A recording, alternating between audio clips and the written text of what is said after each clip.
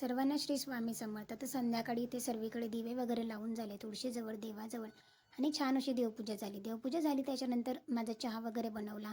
लगेचच स्वयंपाकाला लागायचं होतं. स्वयंपाकामध्ये आज मला राजमा चावल बनवायचे होते. त्याच्यासाठीच मी आधी राजमा 2 ते 3 शिटी लावून घेतली. सकाळचा राजमा छान असा भिजत टाकलेला होता. त्याच्यानंतर थोडंसं तेल घेतलं, जिरं मोहरीची फोडणी दिली, थोडासा कढीपत्ता, एक छोटा कांदा, त्याची पेस्ट आणि टोमॅटोची पेस्ट, दोघंही पेस्ट सोबतच करून घेतलेल्या होत्या. कारण सेपरेट भांडं होतं मिक्सरचं, त्याच्यामुळे छान अशी पेस्ट होते. नंतर थोडा वेळ होऊ दिला आणि छान असा कलर आला. तेल सुटलं तोपर्यंत झालं. नंतर हळद टाकली, थोडंसं धनापूड टाकली, गरम मसाला टाकला, किचन किंग मसाला टाकला आणि अगदी थोडंसं कलरसाठी मिरची पावडर टाकली.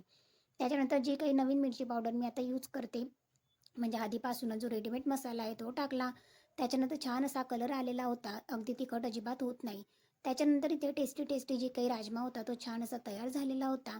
नंतर हिरवीगार अशी कोथिंबीर गार्निश केली आणि हे जे काही तांदूळ आहे ते 1 वाटी मी भिजत टाकलेले होते. कारण असे जर 1 वाटी तांदूळ आपण भिजत टाकले ना तर चावलसुद्धा छान होतो आणि राजमा चावल खायलासुद्धा टेस्टी लागतो.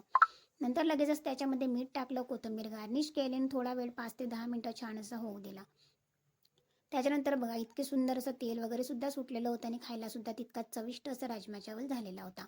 तुम्हाला जर रेसिपी आवडली तर नक्की ट्राय करा. त्याच्यानंतर भातसुद्धा साईडला झाला, राजमा चावल असं जेवण केलं आणि इडलीसाठी बॅटर होतं ते सुद्धा बनवून झालं.